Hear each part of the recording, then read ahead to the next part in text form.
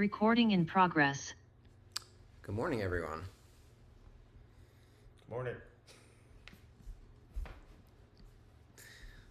It's kind of fun to have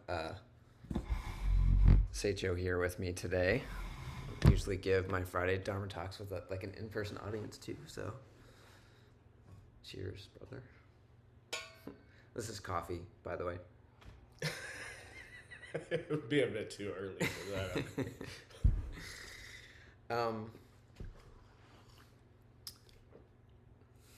So I've been thinking about forgiveness a lot lately, and resentment. And there isn't much in our tradition specifically about forgiving others. We chant the Gata of Atonement every morning and own our evil karma, and then reclaim our vows with the Bodhisattva vows.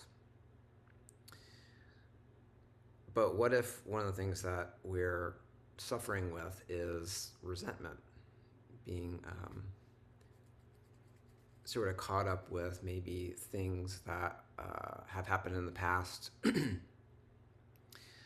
that people that maybe we care about a lot have done, maybe unintentionally, or maybe the actions have been intentional, but the intention behind them wasn't to harm us, but the outcome was that we were harmed. And what if some of those hurts and harms are really old? And I've been carrying around, some of those things for a really long time, and recently I've had some really, long overdue discussions with some people in my life around that, which has been really helpful. But it's been a long time coming, years, decades. So I've been thinking a lot about resentment and forgiveness and what makes it so hard, and how might Zen practice,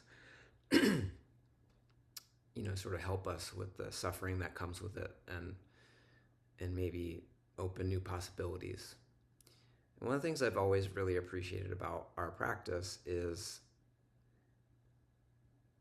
the letting go. All it takes to let go is just to let go. And we do this over and over and over again in our practice with all types of thoughts. But letting go doesn't mean that necessarily things go away. It means to stop struggling.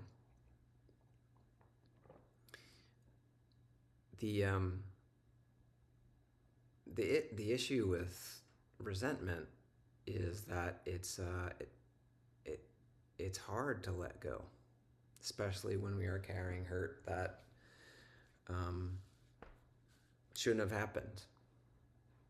Because I think it seems like letting go somehow means we're okay with it now, or what happened is okay, or now we're going to allow the person who might have upset us or hurt us to get back to doing what they did before, maybe hurt us again. But I think it starts with recognizing your own suffering. There's this great metaphor about resentment that is always sort of connected with me. It's like if someone upsets you or hurts you, it's like they've taken a big hook and sort of skewered you on it, so you're kind of stuck on the hook. And resentment is like you pull that person and you force them to be on the hook with you, because they have to hurt and they have to be punished for what they did. But if you imagine this giant hook and you're skewered on it, and then the person you're holding is in front of it, there's no practical way for you to get off the hook and to let go of your suffering if you don't let them go. And the word forgiveness itself, if you kind of break it up into two parts, forgive, it's a gift that you give about to sort of give the gift of what came before the hurt. Forgive. So who is that gift for? Well, it's for us, and it could be for the other person too. So even if we're not going to let that person back into our lives, or we're going to have some firm boundaries, letting go of perpetuating the resentment and the anger and the upset might be a kinder to ourselves. You know, Zen practice and the precepts are all about second chances too, unlimited second chances. And you never know what's possible if you give things another chance, if you let go. Maybe nothing, but you never know. So one of the things I've been playing around with a little bit is the gata of atonement and changing the sort of direction of it and some of the words, which has sort of been an interesting practice, especially when I'm noticing that my mind wants to go back to like, no, we need to hold on to this resentment. We need to keep this going.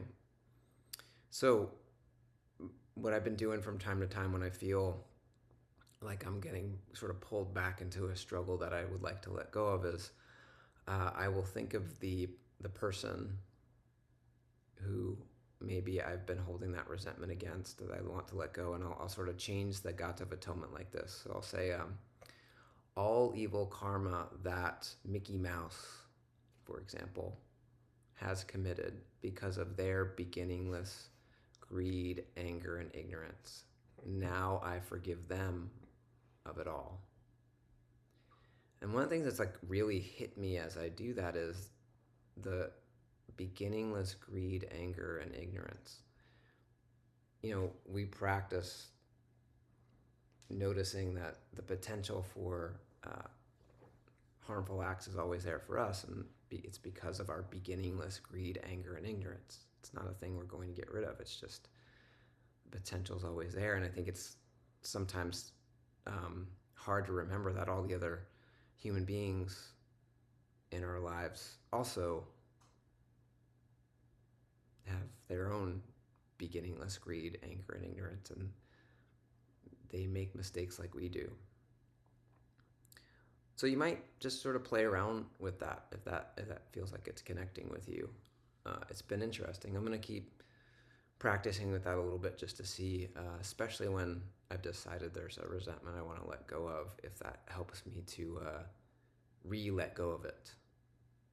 Which is the other part about forgiveness, which is tricky. It's often talked about as like a switch, like I'm going to forgive, and now I'm never going to think about it, or I'm not going to hurt about it anymore, or it's not going to bother me, or it won't be reminded. But it's just, and you're laughing, so you get it. It doesn't work like that.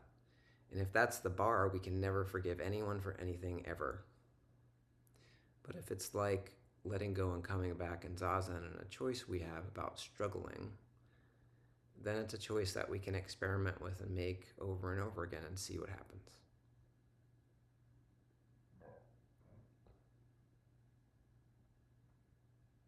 So it's hard. It's hard to even entertain the idea of forgiveness sometimes. And if your perpetuation of your own resentment and unwillingness to forgive is causing you suffering, then at least maybe finding a way to loosen the grip a little bit might be a kindness to yourself.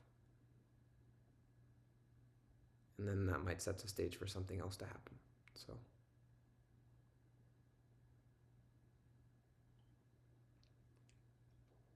all evil karma that Mickey Mouse has committed because of his beginningless greed, anger, and ignorance, now I forgive him for it all.